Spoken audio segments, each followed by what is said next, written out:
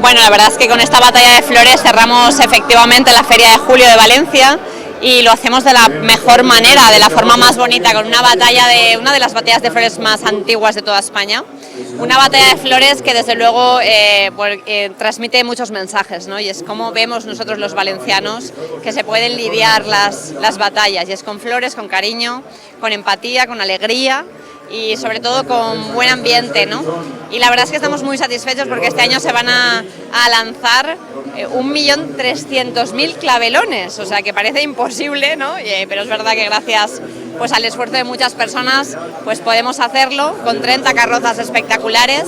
y también recuperando un elemento identitario de esta batalla de flores, que es este pabellón municipal, que es la recreación del pabellón municipal de Cortina, de la exposición regional valenciana, desde la que las autoridades pues veían